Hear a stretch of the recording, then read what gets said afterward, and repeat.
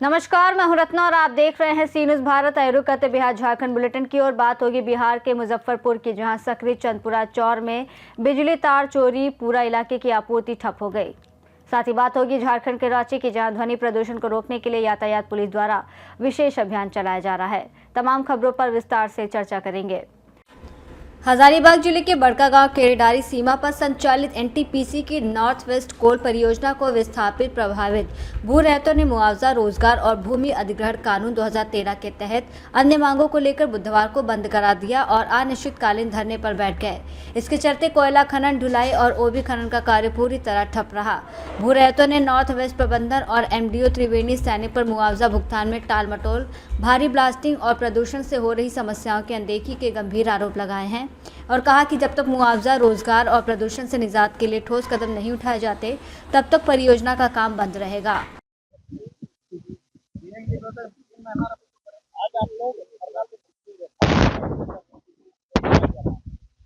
हम लोग कंपनी से मुख्य उद्देश्य यह है कि हम लोग को कम से कम यहाँ 70% गैरमजरूवा जमीन है और उस जमीन को कंपनी कहती है कि पैसा नहीं देंगे, जबकि इसी जमीन से लोग का परवस्ती रोजगार चल रहा है। और इसको मुआवजा कम से कम तो रैयती के दर ही दिया जाए और हम लोग को बेरोजगारों को जो है, जिसको जमीन जा रहा है, उस व्यक्ति को कम से कम नौकरी को व्यवस्था किया जाए। जो बाहरी लोगों को पैसा लेकर को नौकरी का यहाँ दिया जाता है, वो जो हमारे लोग विस्थापित हो रहे हैं, जो प्रभावित हो रहे हैं, उस व्यक्ति को रोजगार नहीं दिया जा रहा है। इसलिए हम लोग को 2013 का अधिनियम एक्ट लागू होगा, तभी हम लोग धरना पर उठेंगे, नहीं तो अनिश्चितकालीन धरना दिया जाएगा। जब तक हम लोग का मांगे पूरी नहीं होगी, तब तक हम लोग अड़े रहेंगे। आज आप लोग और देश परियोजना में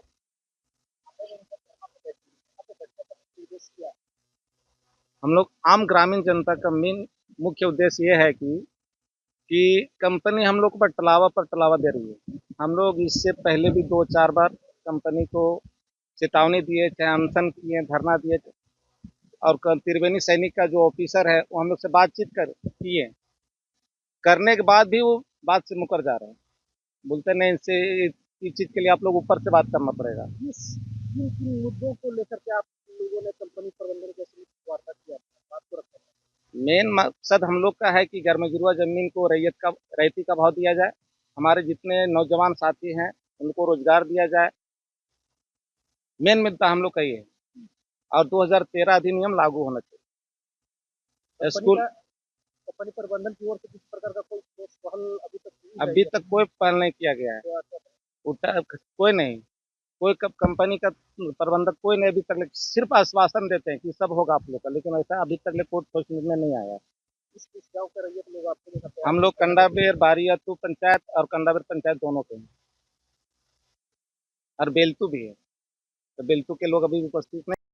कंपनी बैठने के पहले कुछ दलाल आदमी कंपनी को लाया, ग्राम सभा हुआ, धोखा मार के ग्राम सभा किया। यहाँ तक है कि सिरमा के जमीन में कुछ बारी अतु के जमीन था, वहाँ प्रलोभन दे के ले लिया गया। जमीन लेने के बाद पहले बोला था कि हम नौकरी देंगे, गैरमजरूवा जमीन के सही मुआवजा देंगे, जैसे रैयती के भाव है वैसे हम देंगे। लेकिन बैठने के बाद वो देगा का हम लोग का लात से मार के निकाल दिया गया, इसलिए कि हम लोग का आप जो है से अतिकात हो गया। अब हम लोग जब यहाँ धरना धर दिए हैं तो चाहे तो कुछ भी हो जाएगा, लेकिन जब तक 2013 के कानून लागू ना करता है, बल्कि 18 साल से ऊपर के रोजगार नहीं देता है और लोकल वाला आदमी को नहीं लेता है, तब तक हम लोग धरना नहीं छोड़ेंगे। मोहम्मद नाजिर, बोलिए। बस यही बात है कि यहाँ मंत्री जी आए थे, वो यही बात बोला कि आप लोग जो है से किसी तरह से लड़ाई झगड़ा मत कीजिएगा, आप लोग का जो मांग है वो पूरा हो जाता है, धरना आप लोग खत्म कर दीजिए। हाँ, सहयोग देने के लिए वो तैयार है, हर हाल से वो मैंने हर चीज देने के लिए तैयार है, वो पीछे लाद देने के लिए नहीं तैयार है, लेकिन आप लोग धरना धरिए।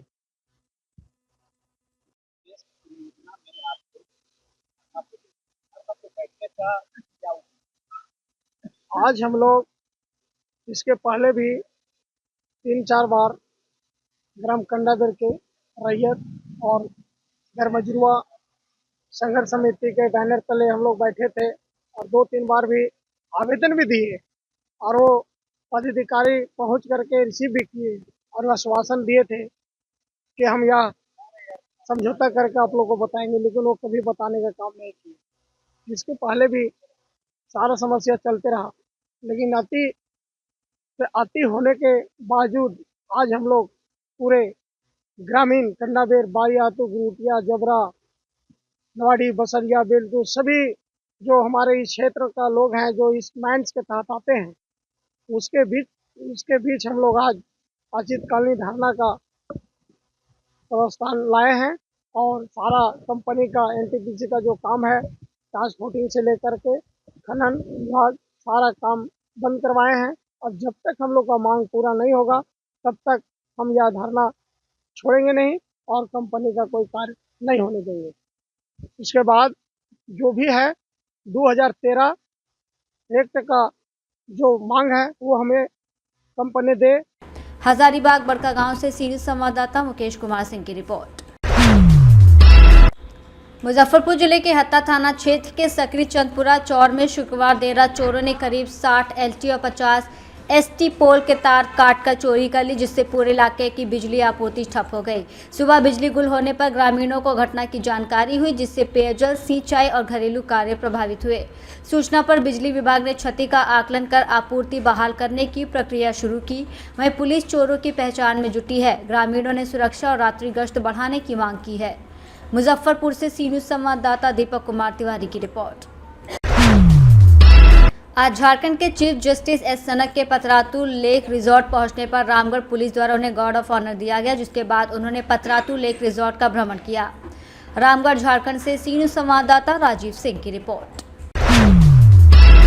ध्वनि प्रदूषण के विरुद्ध प्राप्त निर्देशों के तहत रांची यातायात पुलिस द्वारा मोटर वाहन अधिनियम की धारा 190(2) के अंतर्गत विशेष अभियान चलाया जा रहा है। इस दौरान अवैध रूप से मॉडिफाइड साइलेंसर और प्रेशर हॉर्न लगाने वाले वाहन चालकों पर कार्रवाई करते हुए कुल 596 साइलेंसर और हॉर्न जब्त किए हैं, जिन्हें पुलिस केंद्र रांची परिसर में रोड रोलर चलाकर नष्ट किया गया। यातायात पुलिस ने आम जनता से अपील की है कि ध्वनि प्रदूषण से बीमार, वृद्ध, बच्चे और अस्पताल में भर्ती मरीज प्रभावित होते हैं, इसलिए ऐसे उपकरणों का प्रयोग ना करें, अन्यथा कानूनी कार्रवाई की जाएगी। रांची से सी न्यूज़ संवाददाता जितेंद्र कुमार सिंह की रिपोर्ट। रोहतास जिले के काराकाट थाना क्षेत्र के चांदी गेरवा गांव में विवाहिता मंजू कुमारी की संदिग्ध हालत में मौत हो गई। सूचना पर पहुंची पुलिस ने शव को पोस्टमार्टम के लिए सदर अस्पताल सासाराम भेजा है। मायके पक्ष ने ससुराल वालों पर गला दबाकर हत्या करने का आरोप लगाया है, जबकि पुलिस का कहना है कि मामले की जांच जारी है और पोस्टमार्टम रिपोर्ट आने के बाद ही मौत के कारणों का खुलासा होगा। का घटना कैसे हुआ ये? राति के भोरे केवाड़ी देख के 10 बजे मुआ दिलन उनकर पति नेगेटिव चिप के आ गोतिनी सास ससुर मरद। अच्छा रौरा सब कैसे जानकारी? लड़किया बतावती सब हमनी पे फोन आए रहे गाँव में के आदमी 10-11 बजे रात के। अच्छा बोले से देखलो से कि मुड़ी सब चापल बा न कोटल बा कोटल बा। क्या मामला है? कैसे मामला घटना क्या हुआ? है? मामला यह है कि रात में 12 बजे हम लोग के यहाँ फ़ोन आया उनके ससुर के द्वारा, बताया गया कि आपकी बहन का मृत्यु हो गया है। तो हम लोग बोले कि अस्पताल ले गए हैं कि नहीं ले गए हैं? बोले कि अस्पताल लाए हैं, वहाँ गया नर्सिंग होम है इटिमहा में, तो वहाँ पे बोले कि कंपाउंडर से बात कराओ, तो बोला कि नहीं, तो सो गए हैं, नहीं बात करेंगे।